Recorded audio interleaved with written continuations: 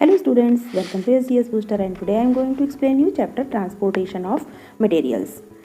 इस चैप्टर में बच्चों हम पढ़ेंगे कि सर्कुलेटरी सिस्टम क्या होता है, blood vessels, blood excretion, transport of substances in animals और ट्रांसपिरेशन क्या होता है। नॉर्मली एनिमल और प्लांट दोनों में ही ट्रांसपोर्ट ऑफ मटेरियल पाया जाता है क्योंकि फूड, वाटर, गैस और वेस्ट मटेरियल सारे एनिमल और प्लांट दोनों में ही एक जगह से दूसरी जगह ट्रांसपोर्टेशन होता है।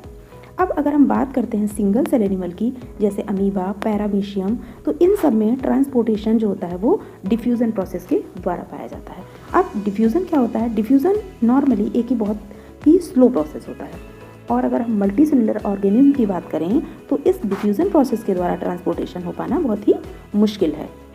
इसलिए मल्टी सेलुलर ऑर्गेनिज्म में एक वेल डेवलप्ड ट्रांसपोर्टेशन सिस्टम पाया जाता है और एनिमल्स में इसको हम सर्कुलेटरी सिस्टम कहते हैं। अब बच्चों बात करते हैं हम डिफ्यूज़न की, जो सिंगल सेल एनिमल में पाया जाता है। डिफ्यूज़न नॉर्मली हमने पिछली क्लासेस में भी पढ़ा है कि movement of molecules from higher concentration to lower concentration. अब बात करते हैं जो ह्यूमंस में सर्कुलेटरी सिस्टम पाया जाता है ये किस तरीके का होता है और ये कैसे वर्क करता है। ह्यूमंस में लिक्विड फ्लो करता है एक नैरो ट्यूब्स में, जिन नैरो ट्यूब्स को हम ब्लड वेसल्स बोलते हैं। ब्लड क्या क्या चीज़ों को कैरी करता है? जो हमारी बॉडी में ब्लड है वो हमारे डाइजेस्टेड फूड को कैरी करता है, ऑक्सीजन को कैरी करता है और वेस्ट प्रोडक्ट को कैरी करता है। एक जगह से बॉडी के एक पार्ट से दूसरी बॉडी पार्ट तक पहुंचाने का काम करता है। अब ये आता है कि सर्कुलेटरी सिस्टम किन किन से मिल के बना है। तो सर्कुलेटरी सिस्टम जो हमारा होता है वो नॉर्मली इसमें हार्ट इन्वॉल्व होता है, दूसरा ब्लड वेसल्स इन्वॉल्व होती हैं और थर्ड ब्लड इन्वॉल्व होता है। इन तीन चीज़ों से मिलकर के हमारा सर्कुलेटरी सिस्टम बना होता है। जैसे हमने ये सर्कुलेटरी सिस्टम का हम यहाँ पे डायग्राम देख रहे हैं तो इसमें सबसे मेन जो होता है फंक्शन वो होता है हमारे हार्ट का। ये डायग्राम बना हुआ है, इसमें ब्लू कलर से जितनी भी बनी हुई हैं ये वेन्स हैं और रेड कलर से आर्टरी हैं।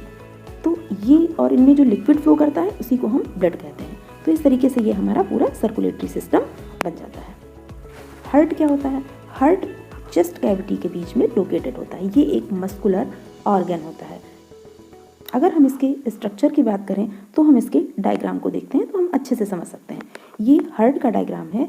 हार्ट में 4 चैम्बर्स बने होते हैं और ये 2 भागों में डिवाइडेड होता है, जैसे कि ये राइट पार्ट और ये लेफ्ट पार्ट। मेन चीज़ इसमें 4 चैम्बर्स होते हैं। ऊपर की तरफ इसमें ऑरिकल होते हैं, ये लेफ्ट ऑरिकल और ये राइट ऑरिकल। नीचे की तरफ इसमें वेंट्रिकल होते हैं, ये लेफ्ट वेंट्रिकल और ये राइट वेंट्रिकल। इसमें राइट साइड का ब्लड राइट साइड में रहता है और लेफ्ट साइड का ब्लड लेफ्ट साइड में रहता है। दोनों के सेपरेशन के लिए यहाँ पर एक वॉल होती है।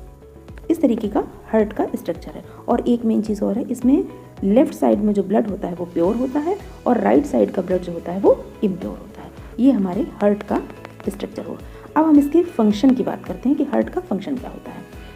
हार्ट का सबसे मेन फंक्शन होता है पंप करना। किस चीज़ को? ब्लड को, ताकि पूरी बॉडी में सर्कुलेट हो सके। अगर वाटर सप्लाई में पानी स्लो होता है तो हम पंप लगा करके पानी को आसानी से ऊपर तक पहुंचा सकते हैं। तो यही काम ब्लड करता है। ब्लड को कैरी करने का काम करता है हार्ट। पंपिंग सिस्टम के द्वारा ब्लड को पूरी बॉडी में सर्कुलेट करने का काम करता है। अब ब्लड वेसल्स क्या होती हैं? ब्लड वेसल की अगर हम डिफिनीशन पे जाते हैं तो इस तरीके से हम ब्लड वेसल्स को डिफाइन कर सकते हैं। Inside body there is a system of pipe or channel through which blood flow. These pipe और channels are called the blood vessels. ये जो पाइप्स होती हैं या जो चैनल्स होते हैं इन्हीं को ब्लड वेसल्स कहते हैं। अब नॉर्मली ब्लड वेसल्स कितने टाइप की होती हैं? ये 3 टाइप की होती हैं, आर्टरी, वेन्स और कैपिलरीज। ये चीज़ समझ में आ गई। ब्लड वेसल 3 टाइप की होती हैं। अब हम सबसे पहले आर्टरी के बारे में देखते हैं कि आर्टरी क्या होती हैं और इनकी लोकेशन क्या होती है। तो आर्टरी जो होती हैं ये क्या काम करती हैं? हार्ट से ब्लड को कैरी करके बॉडी पार्ट्स में ले जाती हैं। ये आर्टरीज जो होती हैं वो स्किन में डीपली सिचुएटेड होती हैं।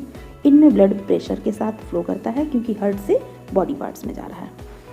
और इनकी वॉल जो होती इलास्टिक होती है, इसलिए इनको पुश करने के लिए ब्लड जो है वो हाई प्रेशर के साथ में फ्लो करता है।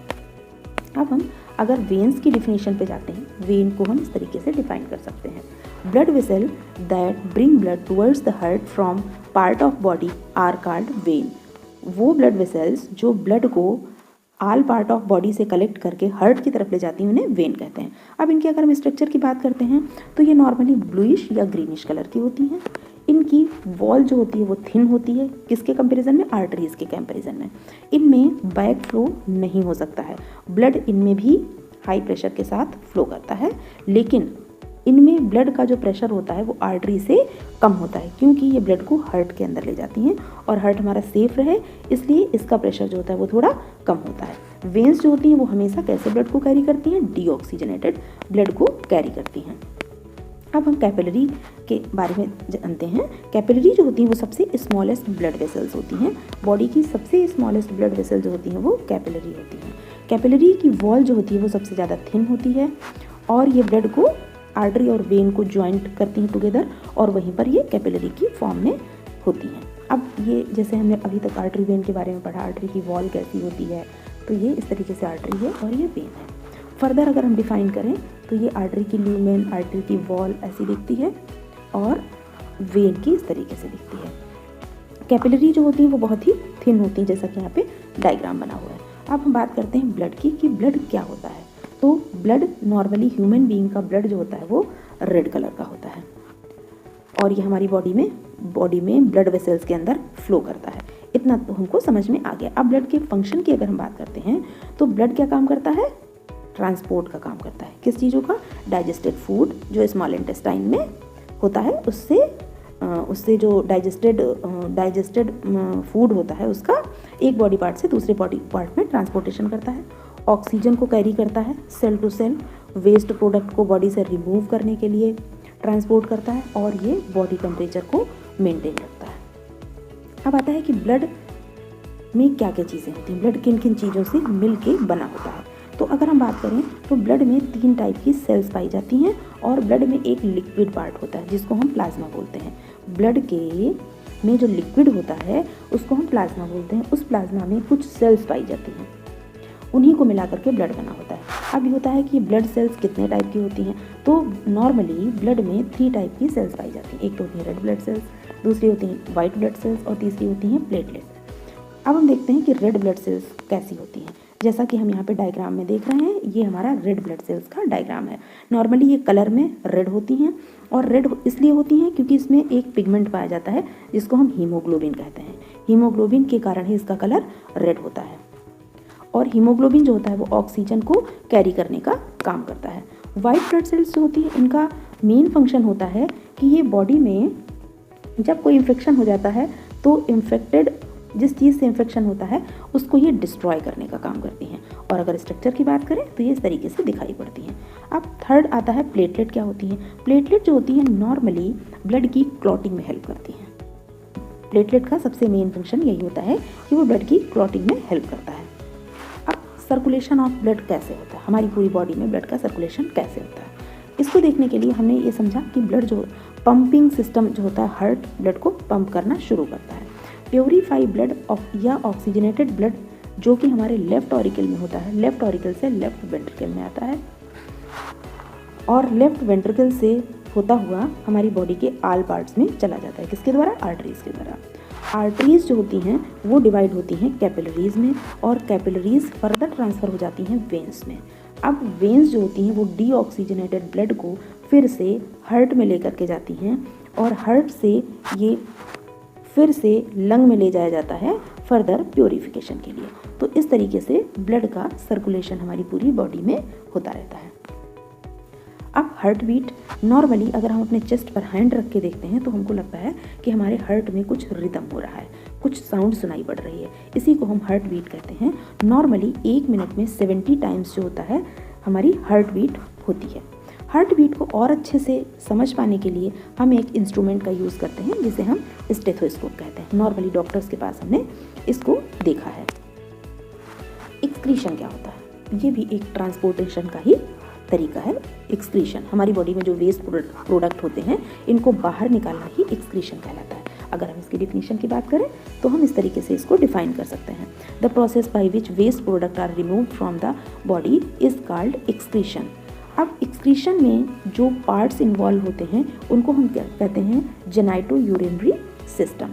एक्सक्रीटरी सिस्टम ह्यूमन में normally 1 pair kidney, ureter, urinary bladder और यूरेथ्रा, इतनी चीज़ें इन्वॉल्व होकर के ह्यूमन बींग का एक्सक्रीटरी सिस्टम बनाता है। ये हम डायग्राम यहाँ पर देख रहे हैं। 1 पेयर ऑफ किडनीज में दिख रही हैं। अगर यूरिनरी सिस्टम का एक्सक्रीटरी सिस्टम का डायग्राम आता है बच्चों तो इस तरीके से हम इसको बना सकते हैं। 1 pair of kidney, ureter, urinary bladder और यूरेथ्रा, ये हमारा एक्सक्रीटरी सिस्टम है। अब ये हमारा एक्सक्रीटरी सिस्टम है। इसके अलावा भी कुछ ऑर्गन्स होते हैं जो हमारे एक्सक्रीशन में हेल्प करते हैं, हमारी बॉडी से वेस्ट प्रोडक्ट्स को निकालने में हेल्प करते हैं, जैसे लंग्स, स्किन, लार्ज इंटेस्टाइन और लिवर। ये भी हमारे एक्सक्रीटरी ऑर्गन्स हैं जो एक्सक्रीशन में हमारी हेल्प करते हैं। इसके अलावा आता है transport of substances in plant. Humans की तरह से प्लांट्स में भी ट्रांसपोर्ट ऑफ मटेरियल्स होता है। प्लांट्स में हमने देखा है और भी पीछे की क्लासेस में पढ़ा है कि जो वाटर और मिनरल्स होते हैं वो रूट से टॉप तक ले जाते हैं, लीव्स तक ले जाए जाते हैं। लीव्स क्या करती हैं? फूड मैन्युफैक्चर करती हैं और वो फूड से नीचे रूट तक आता है। इतना हमने पिछली क्लासेस में पढ़ा है। अब ये जो होता है वाटर का ट्रांसपोर्ट जो होता है ये कैसे होता है? प्लांट में जाइलम पाया जाता है, जैसे ह्यूमन्स में ब्लड वेसल्स पाई जाती हैं, ऐसे इसमें जाइलम और फ्लोएम पाए जाते हैं। जाइलम क्या होता है? वैस्कुलर टिश्यू होता है जो वाटर और मिनरल को ट्रांसपोर्ट करने का काम करता है। जो लीव्स में फूड बनता है वो फ्लोएम ट्रांसपोर्ट करता है टॉप टू रूट। इस तरीके से जाइलम और फ्लोएम जो होते हैं वो प्लांट में वैस्कुलर टिश्यू हैं और इन्हीं के द्वारा ट्रांसपोर्ट होता है। अब ट्रांसपिरेशन क्या होता है? प्लांट में हमने देखा रूट्स वाटर को एब्जॉर्ब करती हैं, लेकिन अगर एक्स्ट्रा क्वांटिटी में वाटर प्लांट में बन रहा है तो वो बाहर निकालना बहुत ज़रूरी होता है। उसी प्रोसेस को हम ट्रांसपिरेशन बोलते हैं। अगर हम डिफिनीशन की बात करें तो हम इसको इस तरीके से डिफाइन कर सकते हैं। The process by which plant loose water in vapour from there leaves is called transpiration. Extra water को वाटर वेपर की फॉर्म में प्लांट से रिमूव करना ही ट्रांसपिरेशन कहलाता है। This transpiration is done by small tiny pore present in lower side of leaves called stomata। Stomata के बारे में हमने पढ़ा है, लीव्स की लोअर साइड में पाए जाते हैं। इन्हीं से वाटर लूज होता है जिसे हम ट्रांसपिरेशन। जो इस तरीके से चैप्टर कंप्लीट हुआ। आप लोग इसको पढ़िए। अगर कोई चीज़ समझ में नहीं आती तो आप इसको कमेंट सेक्शन में कमेंट करके पूछ सकते हैं। Thank you for watching.